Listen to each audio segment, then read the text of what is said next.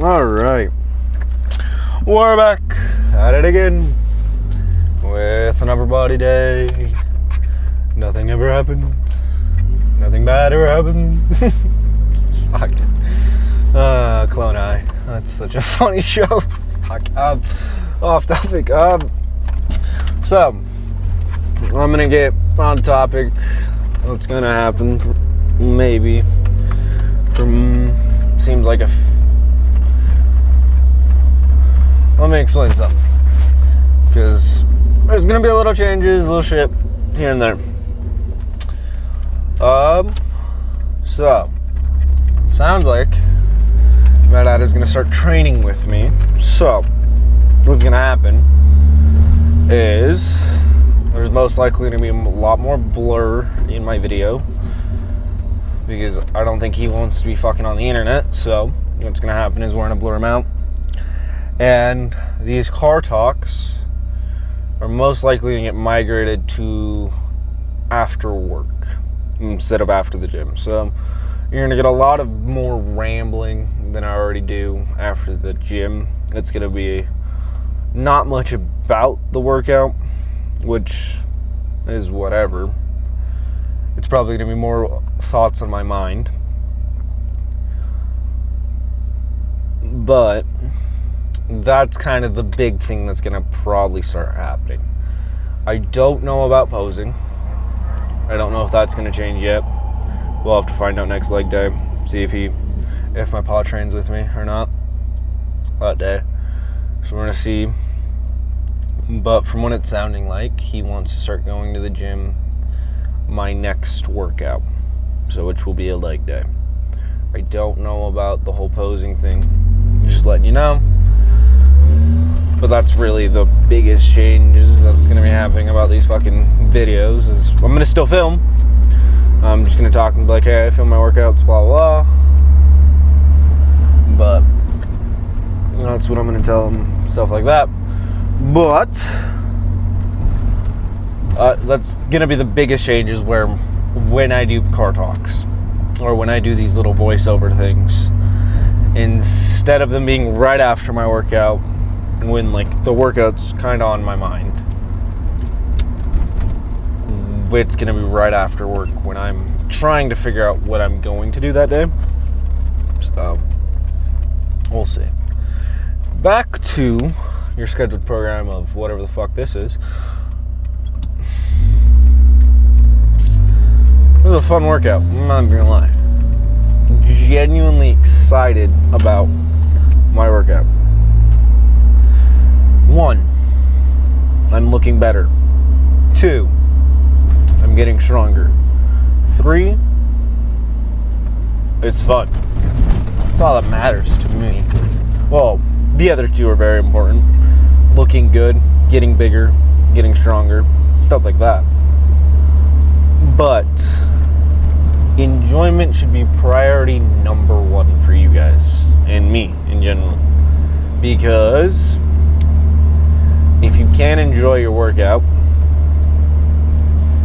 you cannot be happy about it. You can't walk out of the gym and be like, fuck yeah. You go out of the gym and be like, hey man, I gotta go do this again next week or next time I go work out. I'm really excited to do it. And then you just kind of skip because you're not enjoying it. That's the biggest thing. You have to enjoy working out the most. So we're gonna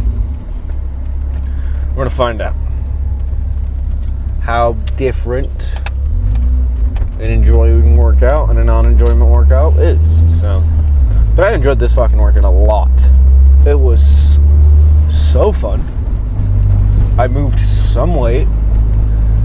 It is crazy how strong I've gotten comparatively, and also I'm just trying to get the workout done with a ton of intensity and volume, because from what I'm hearing, There has been studies proving that volume 1 to 2 IR with more sets than 1 set to failure is more growth inducing, which whatever, I've been doing that, but also it doesn't matter. Now I'm going to explain to you why it doesn't matter as much as a lot of people want you to think. So you buy their training programs, or you buy their apps, or whatever the fuck, you buy their training. I'm going to explain something crazy to you. A lot of these studies are done on people who have never trained before.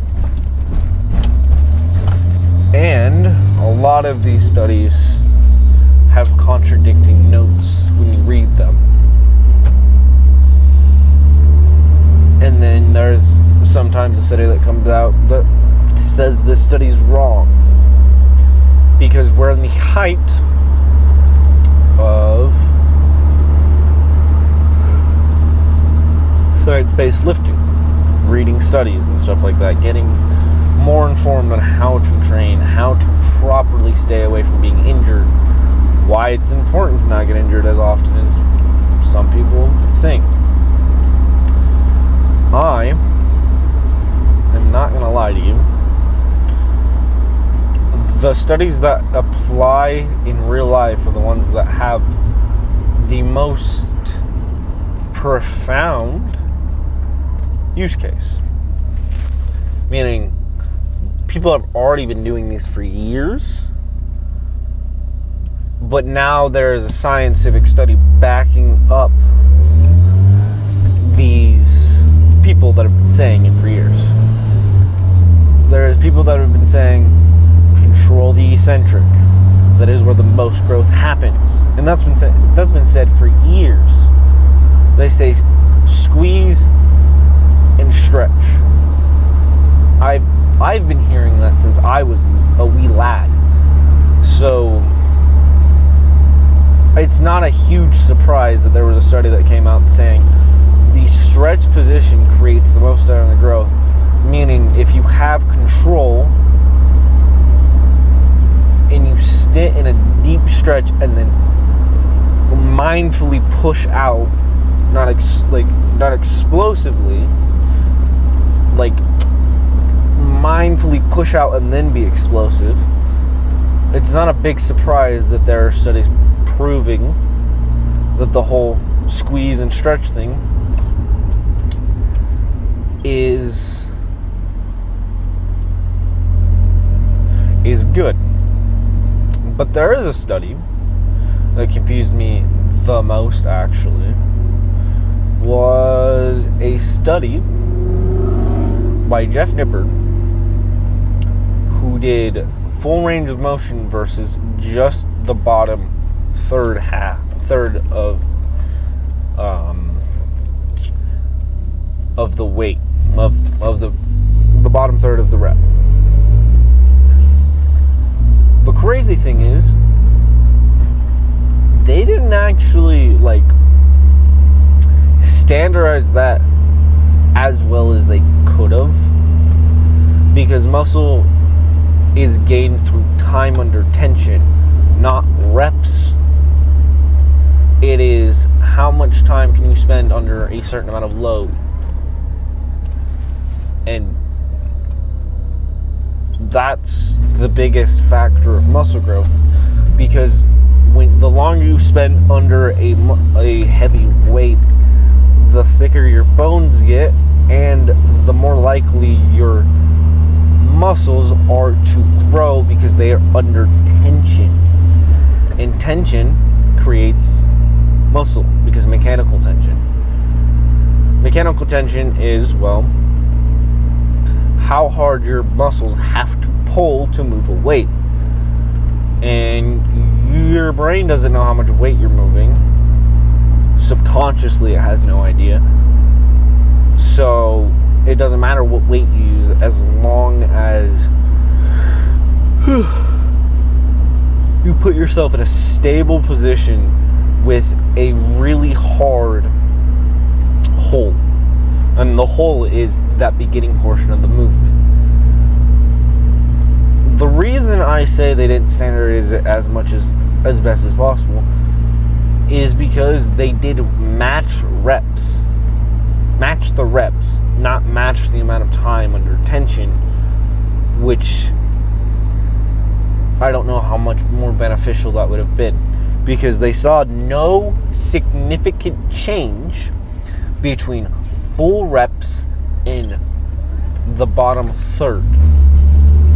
That is a very interesting result. And then there was another study saying we're using prime equipment that lets you load in the stretch position or the squeeze position, but you still go through a full range of motion. It's just the heaviest, it just changes where the heaviest point is. And they saw no significant change as well when they put the max amount of tension at the top of the rep, or the max amount of tension at the bottom of the rep. What that tells me, just off of my understanding, is that your muscles don't care where the tension is as long as you go through a full range of motion, meaning it gets the amount of force it needs to move. Let's say it's your chest and you're doing flies. All it cares about is how to move your shoulder joint to the middle of your chest. That is all your chest is trying to do.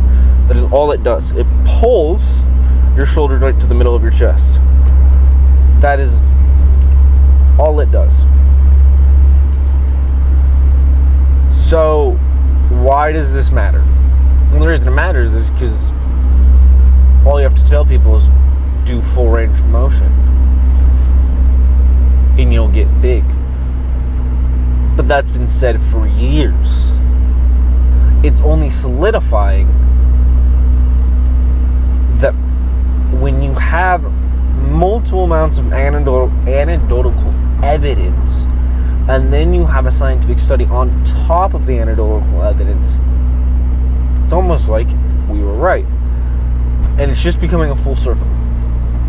If you've been on TikTok or anything like that, something I would tell you is that you've been seeing these hashtag scientific lifters. They read a few studies, found out that the stretch position caused a slight amount more of growth than going through full range of motion,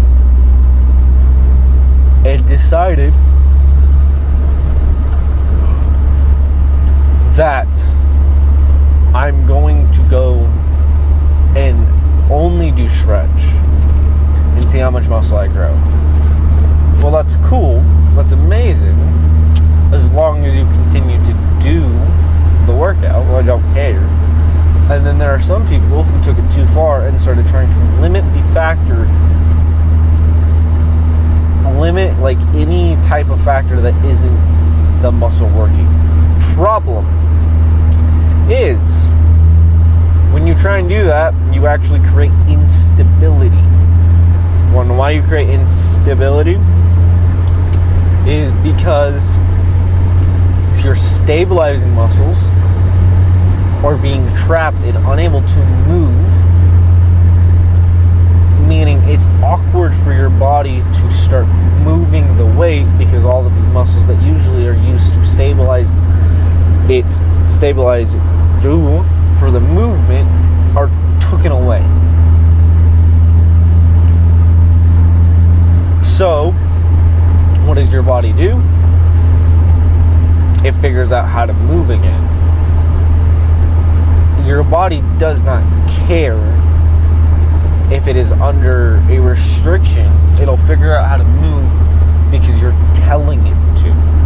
You're telling it move this way with whatever. Like, it doesn't matter. It doesn't have to be the tricep. It doesn't have to be the shoulder.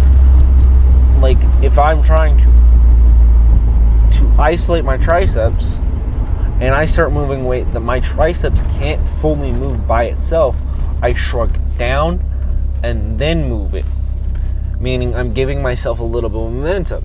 Today, I found out that I was doing that with my bicep curls. And that's why sometimes I feel amazing with bicep curls, and sometimes I don't feel them at all.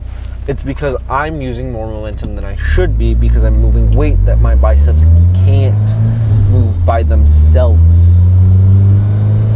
That's an amazing thing to know. So, why try and what's the word? Not simplify. The opposite of simplify. Complicate. Why overcomplicate the exercise that has been phenomenal for years? Because you read a specific study saying that more motor recruitment creates more muscle growth. Well, yes and no. If you recruit more like muscle fibers, which is motor recruitment, you create more muscle fibers in your tricep, yes, they will get bigger because they have to. They have no choice. But if I start taking away, like I start trapping my arm against something and then moving my tricep and having a cuff on my wrist, and then start loading up the weight because more motor recruitment, you start losing what you're actually trying to do. But what I'm seeing is the reason a lot of these people are getting made fun of is because they're small. I'm small, but I also am not saying some crazy shit. But the one thing you can try and clown on these people for, but they're still in the gym. That's all that matters. That's all I care about, at least. So as long as you can be in the gym, as long as you can be happy, that's all that matters. But do not tell yourself, I'm better than you, or I'm better than someone else because I read a study and I started using this specific study to tell myself I'm right. But you don't need to do that on a genuine note. Like, on a genuine note, you have no need to do that at all, ever. Just train, be happy. If people need help, tell them they need help, stuff like that. It's okay. But, you know, as I always say, I'm just some random guy on the internet. Take everything I say with a grain of salt. Have a good day, have a good night. See you later.